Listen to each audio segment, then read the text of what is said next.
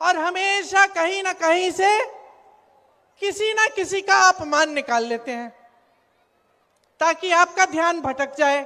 कर्नाटका में चुनाव था, वहां गए, कहने लग गए कि कर्नाटका के लोगों का अपमान किया है विपक्ष ने। बंगाल गए तो बंगाल का अपमान। यहां बिहार आते हैं तो कहते हैं कि पूरे विपक्षी दल के सारे नेता बिहार की जनता का अपमान कर रहे हैं। तो मैं सोच रही थी इनका भाषण सुनते हुए कि मैं एक सुझाव देना चाहती हूं प्रधानमंत्री जी को, क्योंकि उनका समय जो है बहुत महत्वपूर्ण है इस देश के लिए। प्रधानमंत्री और गृह मंत्री जी का जो समय है वो काम करने में जाना चाहिए कि नहीं जाना चाहिए? जाना चाहिए। रोजगार दिलवाने में जाना चाहिए कि नहीं जाना चाहिए? बेरोजगार हो ना तुम, बेरोजगार हो ना, पढ़े लिखे भी होगे, पढ़े लिखे हो लेकिन बेरोजगार हो। तो प्रधानमंत्री जी का जो समय है वो रोजगार दिलवाने में, विकास लाने में, बड़े बड़े उद्योगों को लगवाने में लगना चाहिए। इसीलिए मेरा सुझाव ये है कि वो एक नया मंत्रालय बना दें और उसका नाम रखें अपमान मंत्रालय। क्यों? अच्छा सुझाव है पप्पू जी। एक अपमान मंत्रालय बना दें ताकि उनका समय व्यर्थ ना हो। वो बड़ी बड़ी सूचियां निकाल देते हैं कि हमें इसने गाली दी, उसने गाली दी, इसने हमारा अपमान किया। तो खुद क्या बैठ के सूची बनाएंगे? अपमान मंत्रालय बना देगा। और जब आप अपनी नौकरी, अपने रोजगार के लिए धरना प्रदर्शन करोगे और उनको लगेगा कि देश का अपमान हो रहा है क्योंकि कोई सवाल उठा रहा है, तो अपमान मंत्रालय बुला ले आपको, है कि नहीं? और जब कोई अध्यापक या कोई महिला या कोई संविदा कर्मी अपने अधिकारों के लिए सवाल उठाए तो इनको लगता है कि देशद्रोही हो रही है, इनको लगता है कि देश का अपमान हो रहा है, तो अपमान मंत्रालय को बुला ले, अपमान मंत्रालय कार्रवाई करे, है कि नहीं? अपना समय क्यों व्यर्थ कर रहे हैं?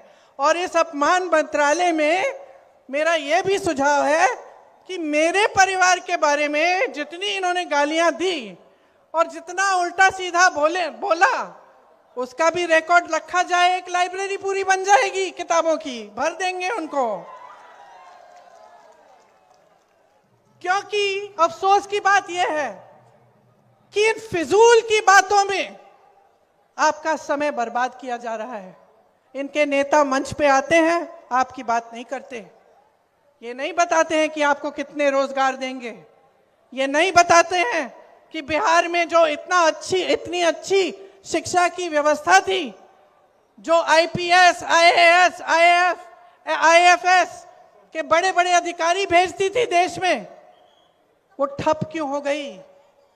आपको सबसे पहले ये समझना चाहिए कि बिहार प्रदेश का और बिहार के वासियों का इस देश के निर्माण में क्या महत्व है। आपने ही इस देश को महात्मा गांधी का संघर्ष दिया, यहीं से उन्होंने अपना स्वतंत्रता संग्राम शुरू किया, जिसकी वजह से आज हम सब यहाँ खड़े हैं। आज आपके भविष्य सामने हैं। आज आपके जितने भी निर्माण के कार्य होते हैं क्योंकि हम स्वतंत्र हैं, क्योंकि ये देश आजाद है, क्योंकि हमारा एक संविधान बना, जिसके लिए महात्मा गांधी ने जो संघर्ष था वो यहां से शुरू किया। आप ही ने इस दुनिया को गौतम बुद्ध जी दिए, जिसका नमन पूरा विश्व करता है, जिन्होंने एक रास्ता दिखाया शांति का, हिंसा का। वैसे ही गांधी जी ने एक रास्ता दिखाया जो इस देश की राजनीति में गढ़ा हुआ है, जिसने इस देश की राजनीति की नींव डाली। जो हमारा संविधान है वो इसलिए पैदा हुआ, इसलिए बनाया गया ताकि इस देश का एक एक नागरिक समानता की दृष्टि से देखा जाए, ताकि चाहे प्रधानमंत्री हो, चाहे बड़ा अधिकारी हो, चाहे गांव में एक महिला हो, चाहे किसी भी जाति का हो, किसी भी धर्म का हो, उसे एक वोट मिलता और उसे एक वोट से इस देश की सरकारें बनती हैं और बिगड़ती हैं। तो हमारे संविधान ने जो आपको सबसे बड़ी शक्ति दी वो आपकी वोट की शक्ति है और उसी शक्ति को आप इस्तेमाल करने जा रहे हैं। तो सबसे पहले तो इस देश में अपनी जगह को पहचानो, अपनी धरती को पहचानो और अपने आप में आत्मविश्वास रखो, गर्व रखो कि आप बिहार के वासी हो, बिहार के नागरिक हो। देखिए, जो भाजपा की सरकार है और जो एनडीए की सरकार यहां बिहार में चल रही है, वो आज आपके वोट को खतरे में डाल रही है। वही जो मूल अधिकार है आपका, जिससे ये देश बनता है, जिससे सरकारें बनती बिगड़ती हैं, उसको खत्म करने की साजिश करते हैं। आपने वोट चोरी के बारे में सुना है? सुना है कि नहीं? सुना है ना? 65 लाख नाम काटे हैं बिहार में से। इसका मतलब है कि 65 लाख लोगों के अधिकार रद्द कर दिए हैं। कौन से अधिकार? और आपके जीवन में क्या क्या फर्क पड़ता है इसके होने से? सिर्फ ये फर्क नहीं है कि वोट के दिन आप जाकर अपना वोट नहीं डाल सकते, ये फर्क नहीं है। सबसे बड़ा फर्क ये है कि जितने भी आपके अधिकार हैं वो आपकी नागरिकता से और आपके वोट से जुड़े हुए हैं। जितनी सरकारी स्कीमें हैं, सरकार से जो जो मिलता है, चाहे पेंशन हो, चाहे मनरेगा में आप काम कर सकते हैं या नहीं, सब इन चीजों से जुड़ा हुआ है। तो जिस दिन आपका वोट कट जाता है, उसका मतलब है कि आपकी नागरिकता रद्द कर की जा रही है। उसका मतलब है कि जितनी भी सरकारी स्कीमें हैं, सब कुछ ये बाद में आपसे कट जाएंगी। तो ये एक बहुत बड़ी साजिश है और आपको इसको समझना पड़ेगा। तो जब जब आप राजनीतिक दलों, पार्टियों की राजनीति समझते हैं, उनकी विचारधारा को देखते हैं, उनके नेताओं को देखते हैं, तो क्या देखना चाहिए, क्या पूछना चाहिए? आपको हमेशा ये समझना चाहिए कि जो नेता आपके भविष्य के बारे में, आपके वर्तमान के बारे में बात कर रहा है, वो नेता सही है। जो नेता, जो राजनीतिक दल, जिसकी विचारधारा आपके संघर्ष को समझ रही है, वही विचारधारा ठीक है। आज आपकी परिस्थिति क्या है, मुझसे अच्छी तरह आप जानते हैं। आज बिहार में 20 सालों से एक ही सरकार चल रही है और ये सरकार जैसे जैसे साल बीतते गए, वैसे वैसे बिहार से चली ही नहीं। आज बिहार की सरकार नीतीश जी नहीं चला रहे हैं, उनको चलाने दे ही नहीं रहे हैं। आज यहाँ की सरकार केंद्र से चलती है। जो बड़े बड़े निर्णय होने हैं वो केंद्र में होते हैं। प्रधानमंत्री जी करते हैं, गृह मंत्री जी करते हैं। आज बिहार में बिहार के अपने मुख्यमंत्री का भी सम्मान नहीं है। आप सब सम्मान देते हो, लेकिन केंद्र सम्मान नहीं देता। और जब हर चीज केंद्र से चलेगी तो आपकी सुनवाई कहां होगी?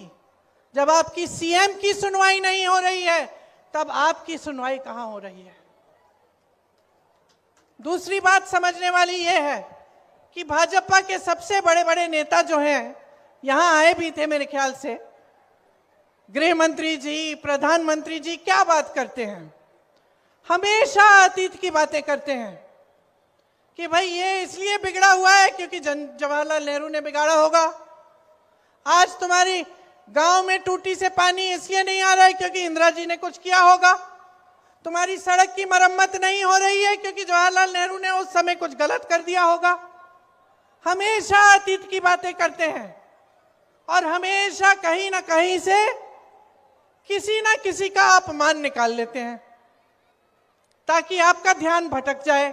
कर्नाटका में चुनाव था, वहां गए, कहने लग गए कि कर्नाटका के लोगों का अपमान किया है विपक्ष ने। बंगाल गए तो बंगाल का अपमान। यहां बिहार आते हैं तो कहते हैं कि पूरे विपक्षी दल के सारे नेता बिहार की जनता का अपमान कर रहे हैं। तो मैं सोच रही थी इनका भाषण सुनते हुए कि मैं एक सुझाव देना चाहती हूं प्रधानमंत्री जी को, क्योंकि उनका समय जो है बहुत महत्वपूर्ण है इस देश के लिए। प्रधानमंत्री और गृह मंत्री जी का जो समय है वो काम करने में जाना चाहिए कि नहीं जाना चाहिए? जाना चाहिए। रोजगार दिलवाने में जाना चाहिए कि नहीं जाना चाहिए? बेरोजगार हो ना तुम, बेरोजगार हो ना, पढ़े लिखे भी होगे, पढ़े लिखे हो लेकिन बेरोजगार हो। तो प्रधानमंत्री जी का जो समय है वो रोजगार दिलवाने में, विकास लाने में, बड़े बड़े उद्योगों को लगवाने में लगना चाहिए। इसीलिए मेरा सुझाव ये है कि वो एक नया मंत्रालय बना दें और उसका नाम रखें अपमान मंत्रालय। क्यों? अच्छा सुझाव है पप्पू जी। एक अपमान मंत्रालय बना दें ताकि उनका समय व्यर्थ ना हो।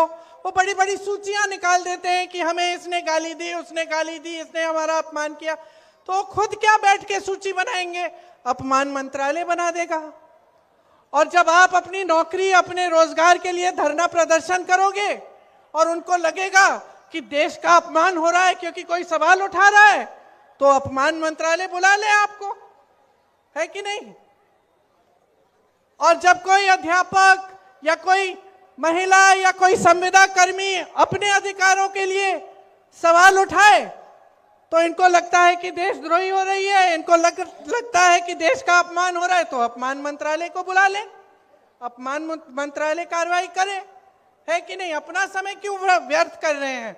और इस अपमान मंत्रालय में मेरा यह भी सुझाव है कि मेरे परिवार के बारे में जितनी इन्होंने गालियां दी और जितना उल्टा सीधा बोला उसका भी रिकॉर्ड रखा जाए। एक लाइब्रेरी पूरी बन जाएगी किताबों की, भर देंगे उनको। क्योंकि अफसोस की बात यह है कि इन फिजूल की बातों में आपका समय बर्बाद किया जा रहा है। इनके नेता मंच पे आते हैं, आपकी बात नहीं करते, ये नहीं बताते हैं कि आपको कितने रोजगार देंगे, ये नहीं बताते हैं कि बिहार में जो इतनी अच्छी शिक्षा की व्यवस्था थी, जो आईपीएस, आईएएस, आईएफएस के बड़े बड़े अधिकारी भेजती थी देश में, वो ठप क्यों हो गई?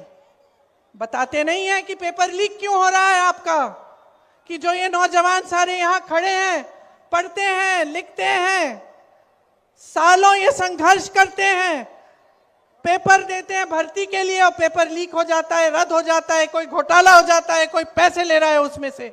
ये नहीं बताते कि क्यों हो रहा है और उसको रोकने के लिए क्या करने जा रहे हैं। जो ये बड़े बड़े भाजपा के नेता हैं वो आपको सामाजिक न्याय की बात नहीं करेंगे आपके सामने। वो ये नहीं कहेंगे कि आपका हिस्सा, आपका हक आपको मिलना चाहिए। जो बड़े बड़े भाजपा के नेता हैं वो आपको ये नहीं बताएंगे कि बिहार में इतना भ्रष्टाचार क्यों हो रहा है, कितने घोटाले हो रहे हैं, कि जो पैसा आपकी स्कीमों के लिए, आपको आगे बढ़ाने के लिए, आपके विकास के लिए दिया जा रहा है, वो पैसा कोई खा रहा है, वो पैसा आपके पास पहुंच नहीं रहा है। ये बातें नहीं कर रहे हैं। मेरी बहनें यहाँ खड़ी हुई हैं, आपके संघर्ष को कौन पहचान रहा है? कौन पहचान रहा है? खेती में काम करती हो, घर के बाहर अगर जाती हो काम करने के लिए, घर आके भी काम करती हो, सोती नहीं हो जब तक बच्चों ने खाना खा लिया है, जब तक परिवार के सब सदस्यों ने कुछ खा लिया है, कभी कभी खाली पेट सो जाती हो, सुबह सबसे पहले उठती हो, इस समाज का पूरा बोझ तुम उठाती हो। परिवार की परवरिश, बच्चों की परवरिश, परिवार का देखभाल, बड़ों का देखभाल, छोटों का देखभाल, सब आप कर रही हो। कोई पूछने वाला है? किसी ने आपको कुछ दिया? अब चुनाव आ रहा है तो 10,000 रुपए दिए जा रहे हैं, ये 10,000 रुपए जो आज दिए जा रहे हैं 20 सालों के लिए कहां थे? आपको 20 साल क्यों इंतजार करना पड़ा इसके लिए? आपका मजाक क्यों उड़ाया जा रहा है? चुनाव के एक हफ्ते पहले ये ऐलान करते हैं कि 10,000 रुपए देंगे और अब बांटना शुरू। तो ये पैसे कहां थे इससे पहले? क्या इससे पहले महिला संघर्ष नहीं कर रही थी? क्या इससे पहले महिला भूखी नहीं सो रही थी? क्या इससे पहले महिलाओं पे अपराध नहीं हो रहा था? 20 सालों से आप सरकार में हैं, आज सूझा है आपको ये? इसका मतलब क्या है बहनों? समझ लो अच्छी तरह। आपकी कोई सहेली है जिसका पति पीता है? रोज घर आके मारता होगा। तो रोज घर आके अगर मारता है और एक दिन अचानक कहने लगा कि लो मैं तुम्हारे लिए एक महल बनाने वाला हूं, अब मैं तुमको बहुत अच्छी तरह रखूंगा, मैं कभी तुम्हें मारूंगा नहीं, मैं हमेशा तुमसे अच्छी तरह बात करूंगा, तो तुम क्या कहोगी अपनी सहेली को? इसकी बातों में मत पड़ो बहन, यही कहोगी ना? कहोगी इसकी बातों में मत पड़ो बहन, जो ये रोज करता है उसको देखो, आज कह रहा है कल फिर से पीटेगा, यही कहोगी ना? यही कहोगी ना? क्योंकि महिलाएं जो हैं नियत को पहचानना जानती हैं। मैं भी महिला हूं, मैं जानती हूं, नियत को पहचानना जानते हैं हम जानते हैं कि कौन करता है हमारे लिए और कौन नहीं करता।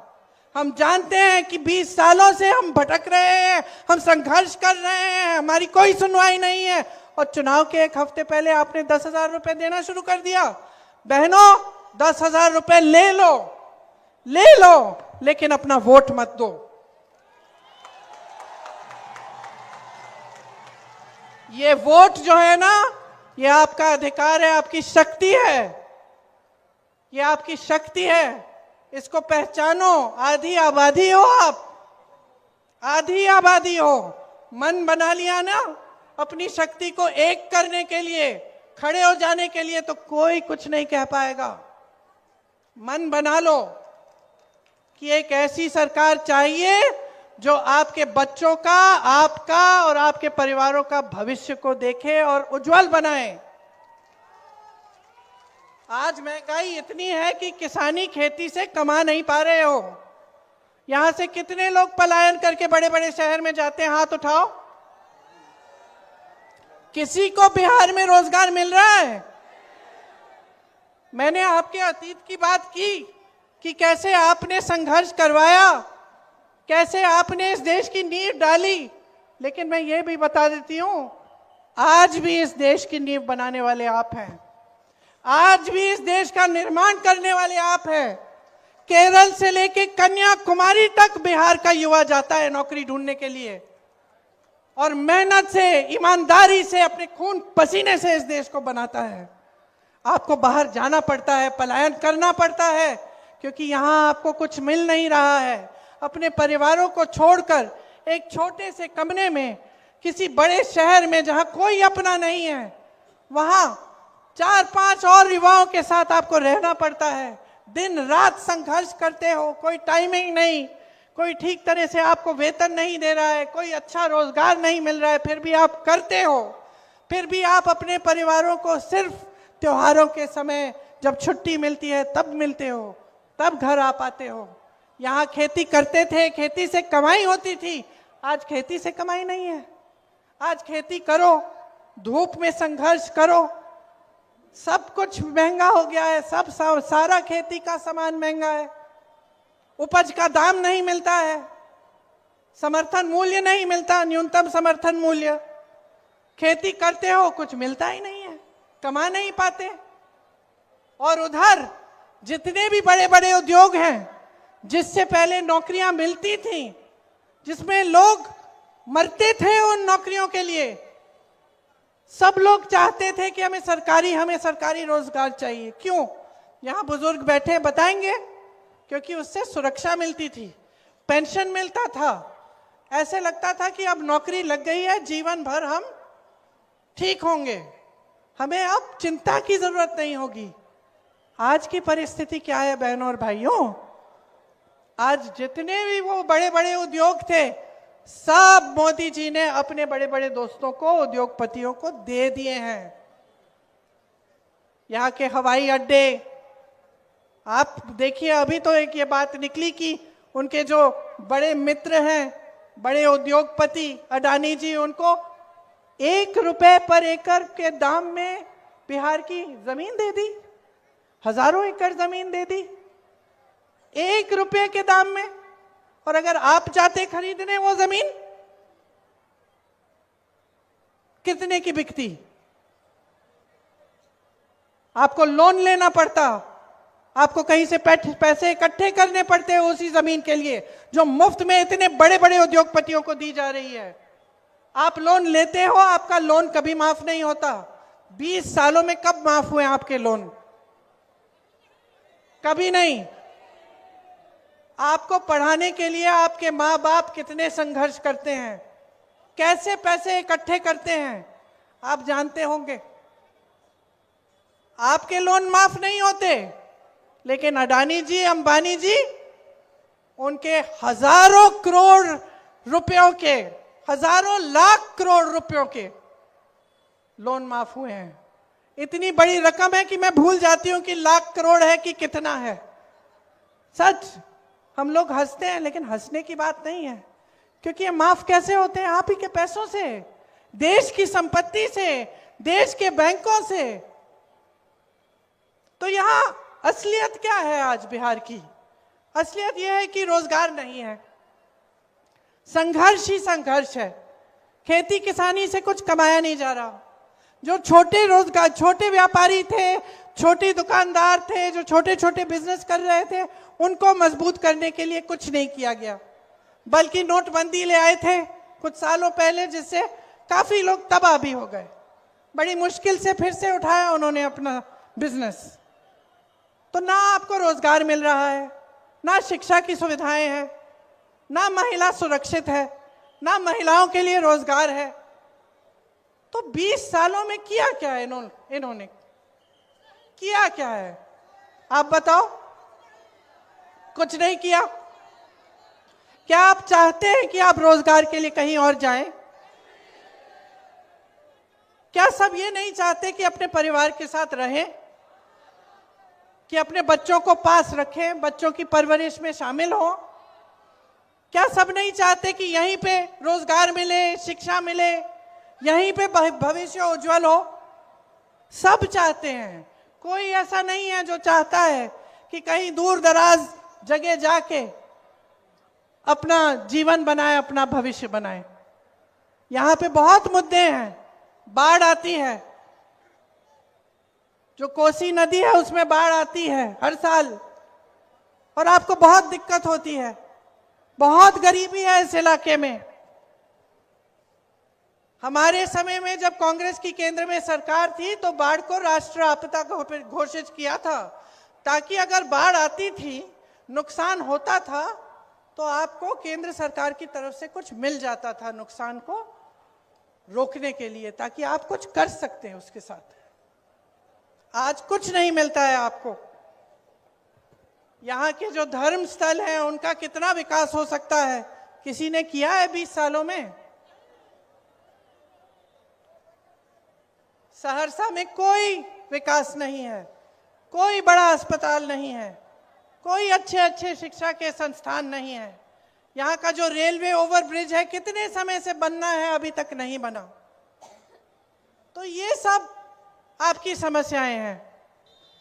और अगर जब तक आप एक एक नेता को इन समस्याओं के लिए जिम्मेदार नहीं बनाएंगे, जब तक आप अपनी आवाज उठाएंगे नहीं, जब तक आप अपनी शक्ति को पहचानेंगे नहीं, जब तक आप हर नेता को ये नहीं कहोगे कि तुम यहां आकर मुझे वादे करोगे, अगर पूरा नहीं हुआ तो तुमको निकाल देंगे, खदेड़ देंगे, तब तक कुछ नहीं बदलने वाला।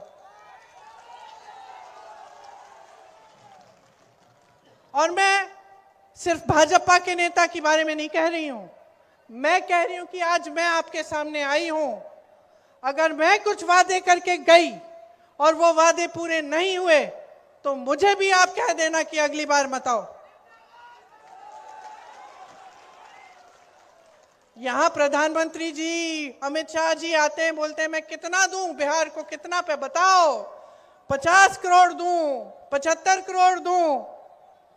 पूछिए 20 सालों में क्यों नहीं दिया? पूछिए उनसे, कहिए उनको कि यहां हमारा गुजारा नहीं हो पा रहा है, हम दुकान जाते हैं कुछ खरीद नहीं पा रहे हैं त्योहार के लिए। त्योहार आता है जी घबराता है कि दिवाली आ रही है, छठ का त्योहार है, मेहमान आएंगे, खाना कैसे खिलाएंगे, बच्चा बीमार होगा, दवाई कैसे दिलवाएंगे, घबराहट होती है। समझाओ इनको, क्योंकि अंधे हो गए हैं, देख नहीं रहे हैं, ये लोग समझ नहीं पा रहे हैं कि किस दलदल में इन्होंने डाल दिया इस देश की जनता को। किस दलदल में खड़े हो आप कि सामने भविष्य नहीं दिख रहा है, रोजगार नहीं दिख रहा है, शिक्षा हो जाती है, नौजवान लड़का है, नौजवान लड़कियां हैं, इंतजार करती रहती हैं कि नियुक्तियां हो जाएंगी, हमने पेपर दिया है, हमने इम्तिहान दिया है, नौकरी के लिए मिल जाएगी, मिल जाएगी। आपको मालूम है यूपी में एक लड़का मिला मुझे, और ऐसे हजारों लड़के होंगे, हजारों होंगे। उसने कहा दीदी मेरी शादी तक नहीं हुई। मैंने कहा क्या हुआ? कहता है मैं 28 साल का हो गया हूं, मैंने सारी पढ़ाई लिखाई की है, मैंने पेपर दिया, फिर से दिया, फिर से दिया, और मैं इंतजार करता रहता हूं कि मेरी नियुक्ति हो जाएगी, लिस्ट निकल आएगी, वो लिस्ट ही नहीं निकलती। फिर मैं सोचता हूं कि कहाँ मैं जाके किसी दूसरी नई नौकरी के लिए एप्लीकेशन लगाऊंगा, इसी के लिए इंतजार कर लेता हूं। इतना संघर्ष किया और करते करते करते साल निकल गए, लड़का बड़ा हो गया, शादी भी नहीं हो पाई, रोजगार भी नहीं मिला। ऐसा सिर्फ एक जने के साथ नहीं है, तमाम नौजवानों की ये हालत है। तो बदलाव लाना है, और बदलाव आपके हाथों में है। यही तो सुंदरता है हमारे देश के बारे में, हमारा लोकतंत्र है। और लोकतंत्र का मतलब है कि हमारे संविधान ने आपको वोट दिया, जिससे आप किसी की भी सरकार निकाल सकते हो, आप कोई भी सरकार बदल सकते हो। तो जागोगे कि नहीं? नहीं, मुझे सुनाई नहीं दिया, फिर से बोलो, जागोगे कि नहीं? बदलनी है अपनी परिस्थिति की नहीं? रोजगार यहां चाहिए कि नहीं चाहिए? बोलो हमें चाहिए। बोलो शिक्षा हमें यहां चाहिए। बोलो चाहिए। और अपना मन बनाओ, चुनाव आ रहा है, आने दो सबको मंच पे, देने दो बढ़िया बढ़िया भाषण, सुन लो सबकी बातें, लेकिन उनकी बातों का आकलन करो, अपनी समझदारी, अपने विवेक का इस्तेमाल करो।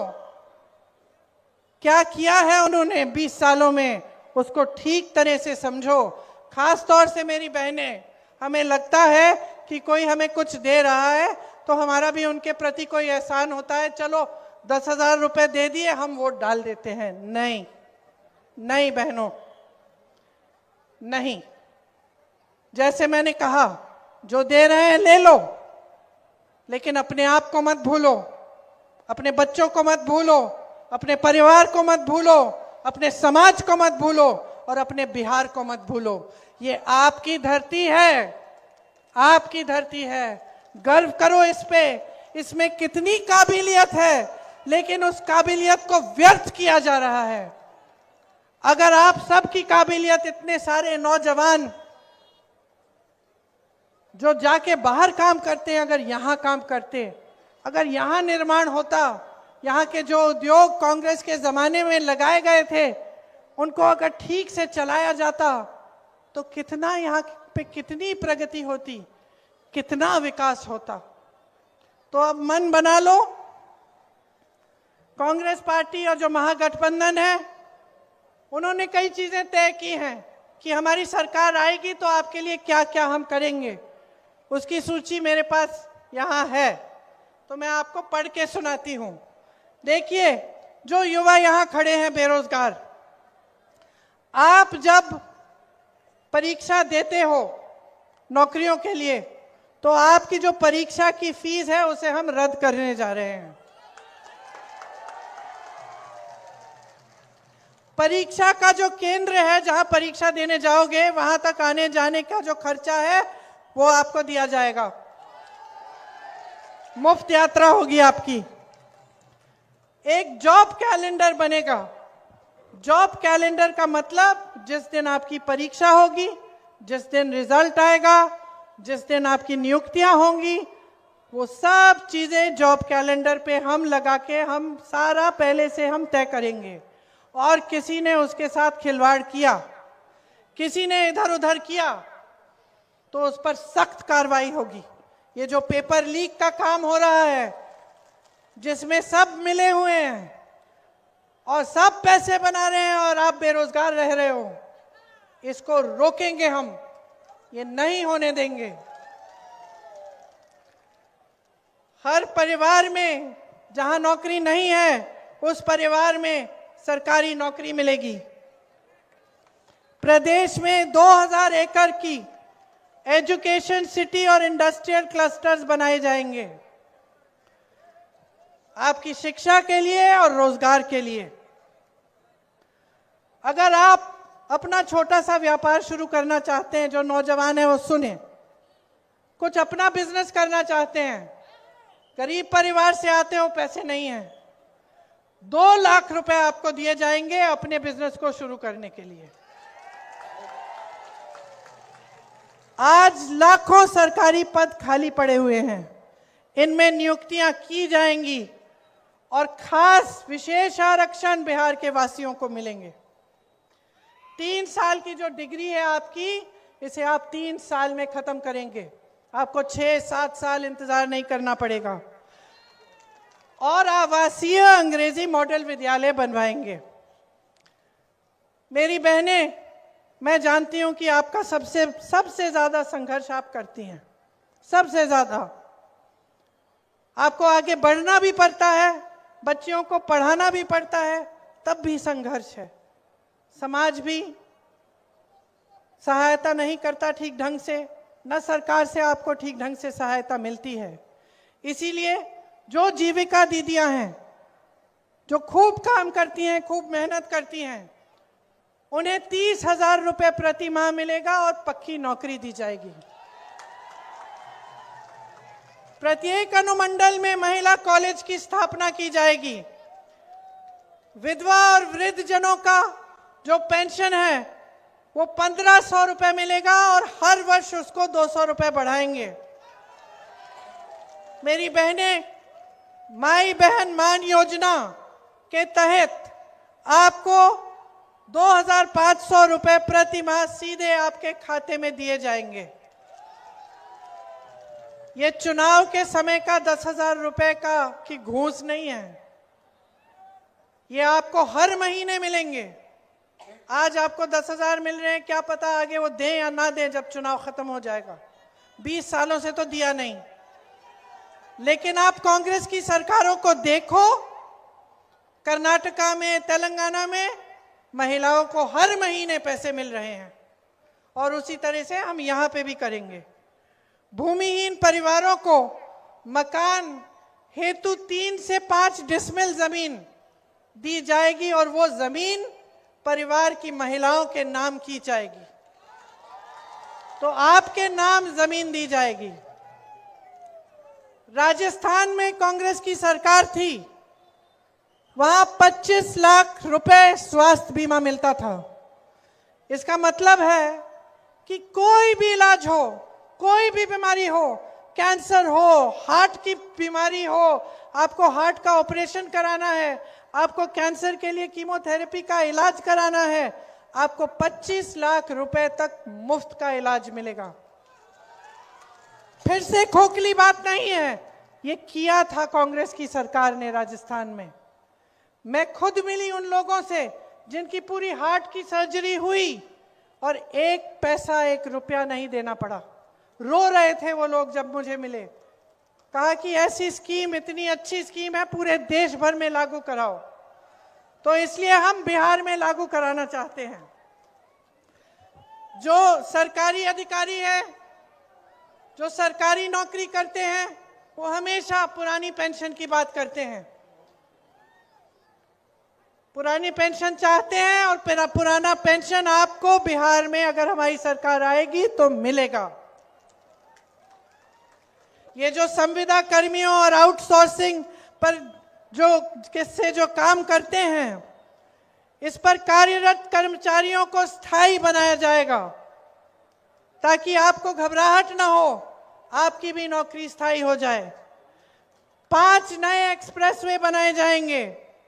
दिव्यांग पेंशन 3,000 रुपए का दिया जाएगा और किसान भाइयों के लिए न्यूनतम समर्थन मूल्य का हम गारंटी दे रहे हैं। मंडी की व्यवस्था बनाएंगे। मनरेगा में 300 रुपए प्रतिदिन आपको मिलेंगे और काम के दिन हम 2 गुना करेंगे। 200 यूनिट बिजली आपको हम मुफ्त दिलवाएंगे। पंचायती राज एवं नगर निकायों में ईबीसी आरक्षण 30% और एससी आरक्षण 20% किया जाएगा। अति पिछड़ा वर्ग अत्याचार निवारण अधिनियम बनाया जाएगा आप पर अत्याचार रोकने के लिए। निजी शिक्षा संस्थानों में भी आरक्षण लागू होगा। ये सारे काम हम करना चाहते हैं और हम चाहते हैं कि बिहार का एक एक वासी आगे बढ़े, कि आपकी प्रगति हो, कि ये जो पलायन की जो समस्या है ये खत्म हो जाए, कि आपको यहाँ रोजगार मिले, आपके हाथ यहाँ मजबूत बने। और मेरी बहनें, आपके लिए हम चाहते हैं कि आपके भविष्य अच्छे बने, कि आपकी घबराहट दूर हो जाए, आपको शक्ति मिले। तो आप अगर अपने आप को जनता को मजबूती देने का काम करना चाहते हैं तो आप महागठबंधन की सरकार लाइए। आइए, इनको जानते हैं आप? जानते हैं? ये खूब संघर्षशील है, मेहनती है और ईमानदारी से आपके लिए काम करेंगी। सरिता पासवान जी महागठबंधन की यहाँ की उम्मीदवार हैं। आप इनके हाथ मजबूत करिए, इससे आपकी शक्ति बढ़ेगी, आप मजबूत होंगे और आपका एक उज्जवल भविष्य बनेगा। तो आपने मेरी सारी बातें बड़ी ध्यान से सुनी है। आशा है कि जिस दिन पोलिंग है, जिस दिन आपको वोट डालने जाना होगा, उस दिन भी आप मेरी बातों को याद रखेंगे, अपने दिल में रखेंगे और अपना वोट अपने ही लिए डालेंगे। बिहार के लिए, अपने परिवार के लिए, अपने गांव के लिए, अपने समाज के लिए, अपने शहर के लिए, अपने महान प्रदेश के लिए जिसने इस देश का निर्माण किया। एक बार मेरे साथ बोलिए, बिहार की धरती की जय, बिहार की धरती की जय, बिहार की धरती की जय। जय हिंद।